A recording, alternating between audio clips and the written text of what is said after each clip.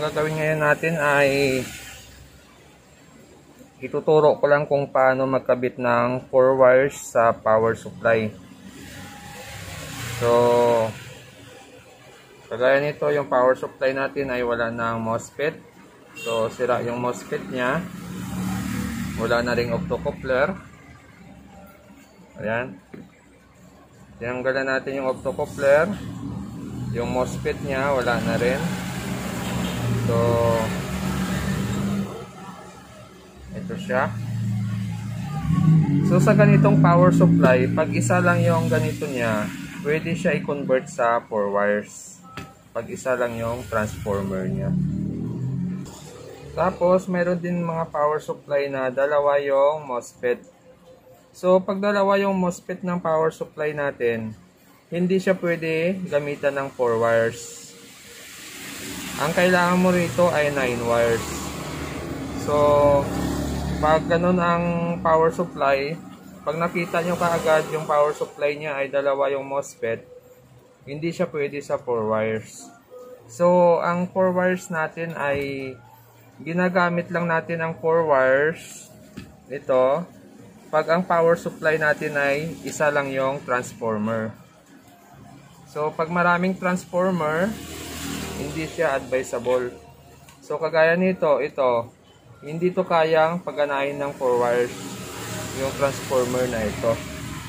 Yung transformer na to dahil yung power supply niyan ay yung MOSFET dalawa. Pero ito kayang pagganahin ng 4 wires, yung maliit na transformer na ito. So, pag ito yung sira, pwede to i-convert sa 4 wires. Pero pag ito yung sira, yung power supply na to, hindi siya pwede 4 wires. So, kuha na natin. So, ito kasi yung maliit kasing transformer na yan. So, pwede siya i 4 wires. So, pagkabisado nyo ang koneksyon, madali. So, dito na lang tayo sa isang transformer. Ngayon,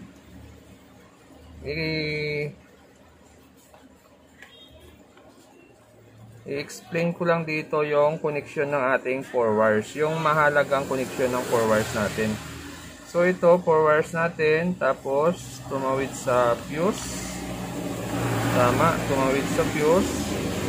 Tapos, dumiretso yan dito sa gitna ng dalawang bridge type diode. So, yung out niyan ay positive, negative. So, ito, negative. So, itong side na to negative. Itong side na to positive. So, yan lang yung bubuhayin natin. Yun. Tapos, pumasok siya dito sa ating yan o, yung positive na yon ay pumasok dito. Dumiretso dito. Yun. So, pumasok siya sa may transformer. Yun o. Pumasok siya dito sa transformer. Tapos, yung out niyan, dito na sa gitna ng MOSFET. So, yung bubuhayin nating circuit, ito yon. Yan yung bubuhayin natin. Tapos, itong mga resistor na ito, bali 4, huwag din natin yan tanggalin. Kailangan din natin yan. Tapos, isang kapasitor na yan. Ito, huwag din natin tanggalin yan. Kailangan din natin yan. Tapos, may isa pa yan dito, diode. Ito. Diode. Itong diode na to. Yan, kailangan din natin yan. So, pagkabit ng 4 wires, yan yung mga kailangan nating buhayin na circuit. Ito. Yan. Lahat dito ay gagamitin natin yan. So, huwag yung tanggalin ito. Yung ibang power supply kasi minsan wala siyang ganito. So, pag walang ganito, tapos magkabit kayo ng 4 wires, lagyan nyo siya. Tapos, itong 12 volts niya, yung 12 na out kasi nito, papasok yan dito sa driver IC niya. So, dahil hindi naman natin kailangan itong function na ito, yan, hindi na natin kailangan yan, tatanggalin na natin yung fusible dito. So, bali ito, ground. So, yung ground natin ay nakapix na talaga yan. Huwag na natin galawin yung ground natin kasi gagamitin natin yan. Pero ito, huwag nyo na itong ikabit. Ihang nyo na yan. Yan, nakahang na yan. Wala na yung resistor dito. Kasi hindi naman natin kailangan yung supply na to para dito. Kasi nga gagamit na tayo ng 4 wires. Okay? So, pagdating naman dito sa secondary niya, yun. Secondary natin ay kailangan natin ang supply na may nakalagay dito. So, mayroon din yan na 5.2 or 16, 18 volts, 15. So, nasa, ilan ba yan? 16 volts. Saka 5.2 volts. So, ibig sabihin, ito pala malinaw eh. Ito pala yung 5.2 niya. Tapos, ito yung 16 volts niya. So, ito yung secondary natin. Ang supply na nilalabas nitong transformer na to ay 5.2 saka 16 volts. So, doon tayo sa 5.2. Yan, yan o, 5.2. Yan yung susuplayan natin ngayon ng ating 4 wires. So, kabit na natin ang ating 4 wires ay may 4 na wire. So, yung 4 na wire na yan ay may kanya-kanyang connection yan. So, itong black na to, black na wire ay negative. Tapos, itong positive na wire doon sa gitna ng ating MOSFET sa power supply. Yun o, ito. So, diba, ito yung MOSFET natin, tatlo. So, dito yan sa gitna. Tapos, yung ground natin, kahit doon natin sa filter ikabit, pwede rin. Filter capacitor, pwede rin. Pero kung makahanap kayo ng grounding dito na malapit, pwede na rin. So, pagdating naman dito sa asol sa kadilaw, yung asol, yun yung ground, tapos yung dilaw, yun yung positive natin. So, kung 5 volts ang susuplayan natin, kabit natin to sa positive ng 5 volts. So, ayan, set up ko lang siya. Ayan, para kitang-kita.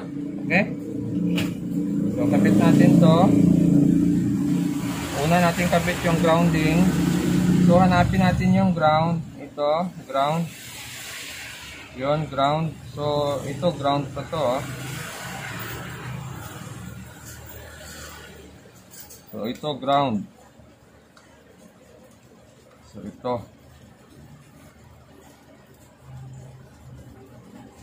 So, kahit dito, pwede siya. Kita ba? So, kahit dyan, ito ground to. Yun o. Yan. So, ground. Tapos, yung positive natin, kahit dito yan, pwede.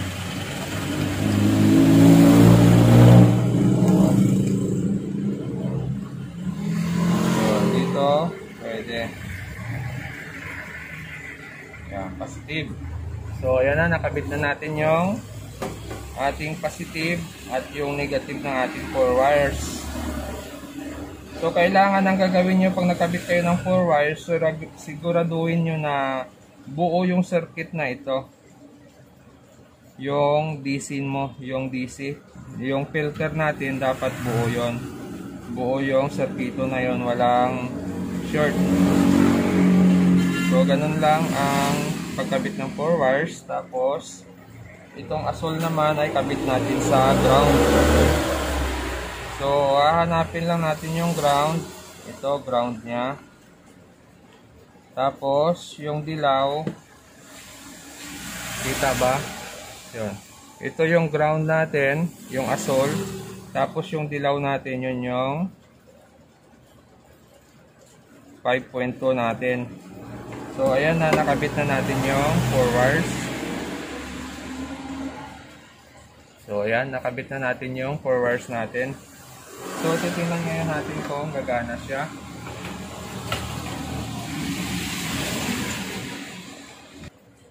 So ito na, bali titesting na natin, titingnan natin kung gumana siya.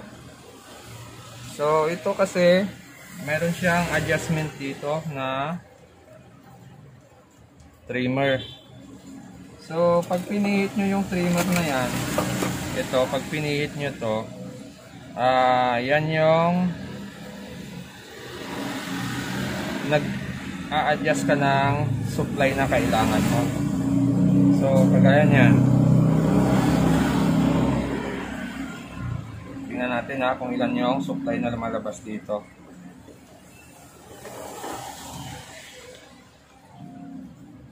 Yun, mayroon siyang 4.2 na lumalabas dyan sa ating power supply.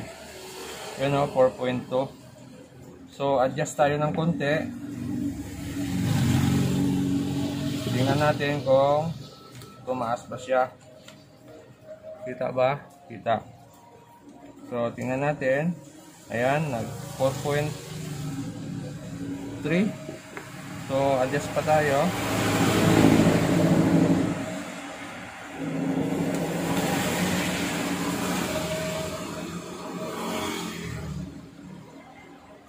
Yun, 7 na. Sobrang taas naman. Mas maganda yung habang kayo nag-a-adjust, nasusukat nyo ito. Yan, 5.6. So, kunti pa para mag 5.2. Pero yung 5.6 na yan ay pwede na rin yan.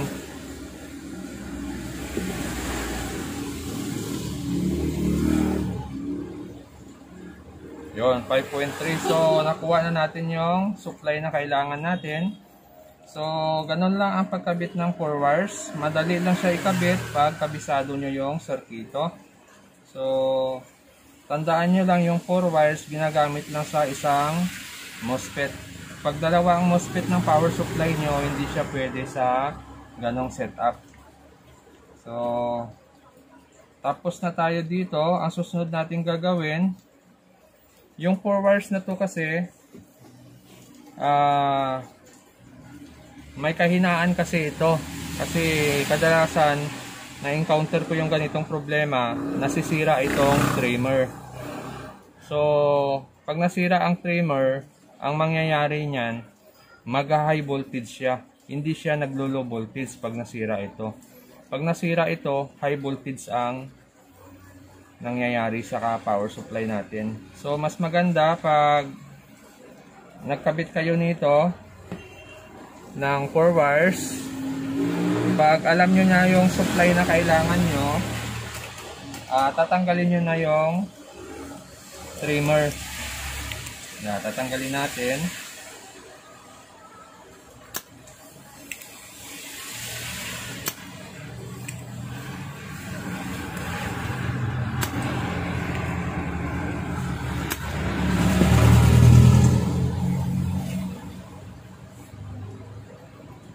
Yun, di ba natanggal na natin yung trimmer natin. So gagawin ngayon natin yan, kukunin natin yung paa na kailangan natin. So yung connection kasi nito yung yan lapit ko lang yan. So nakita nyo yung dalawang paa magkasama na. Tapos ito lang yung may contact. Ito lang. So pag nag-open yan, ang mangyayari sa power supply mo, tataas yung supply mo, hindi na ko-control. So bago yan, medyo patibayin natin yung ating 4 wires. So kukunin lang natin yung posisyon niya, ganon. Ganon siya. Buha ba? Tama? Yan. Tapos kukunin natin yung value nito. Kukunin natin yung value ng ating trimmer. Yon. So ito ang kailangan nating contact, yung gitna saka yung gilid na to. So kukunin natin yung value.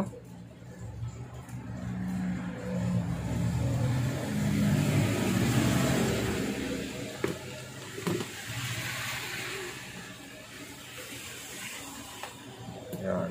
Sa tester, testerin natin kung ilan yung value ng ating So medyo sablay na rin yung tester ko.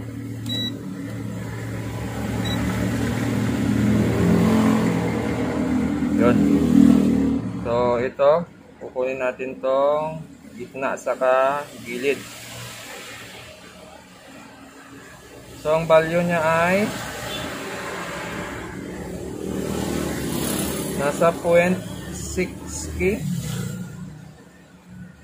Nasa 600 ohms. 0.6K. Yun, 0.6K. So hanap tayo ng 0.6K. Okay, ito may nahanap tayo na resistor. Yan yung value niya. Blue, gray, brown. 680. 680K. 680 ohms. 680 ohms. Black, brown, red, orange, yellow, green, blue. 680. 680 ohms. So ayan siya, sukat natin to, yung 680 natin. Ayan, nasa 0.666 siya. So try natin to ikabit, titingnan natin kung same lang ba sila doon sa binunot natin kanina. So kabit natin to dito. Ba, ayan yung connection niya. So, ayan siya. Yan.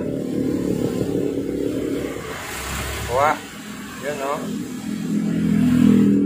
Yun. So, kabit natin. Hinangin ko lang siya. Ito kasi pag resistor kasi, hindi na siya basta-basta napuputol. Hindi kagaya sa trimmer na napuputol pa siya.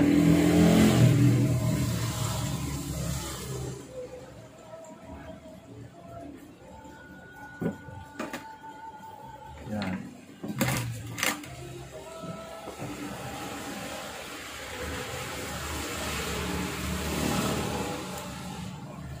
Yan. So okay na, nakabit na natin yung ating resistor. Pinalitan natin yung trimmer.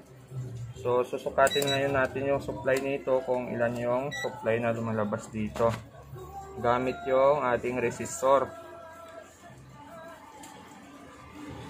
Yun yun yung resistor. Kita na. So tingnan natin kung ilang supply ang lumalabas ngayon. Dahil nagpalit tayo ng resistor. Imbis na trimmer, pinalitan natin ng resistor. So tingnan natin kung ilan ang lalabas dito. So yan, naging 5.5 siya. 5.5 siya kasi medyo mataas. Medyo mataas yung kinabit natin. Dapat mga 6 lang talaga 0.6K. So ang kinabit kasi natin ay 0.666. So medyo mataas, kaya tumaas din yung 5.5 niya siya. Pero okay na rin yung 5.5 na yan. Pasok na rin yan. Check natin yung 16 niya. 16. So yung 16 niya ay naging 18. So dahil walang load yan, pwedeng ganon. Dahil wala siyang load. So pag ganitong setup, pag ganitong conversion, pag resistor ang kinabit mo dyan, mas matibay siya. Ba? Kita nyo ba? Yan, mas okay siya pag resistor ang ikinabit natin. Mas titibay yung ating 4 wires. Kasi kadalasan kung naging trouble kasi, yung 4 wires natin, nag-o-open yung trimmer. So, pag nag-open itong trimmer na ito, automatic nun, magtataas yung supply niya. So, pag tumaas yung supply, ano mangyayari sa ating mainboard? Hindi, sira-sira. Sunog.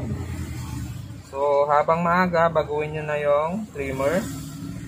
Palitan nyo na yan. Tapos, ganun lang ang connection ng paano ikabit yung 4 wires. So, hindi naman siya mahirap sundan dahil kitang-kita naman yung ating circuito. At kung bago lang kayo sa aking channel, huwag kalimutan mag-subscribe at maraming salamat.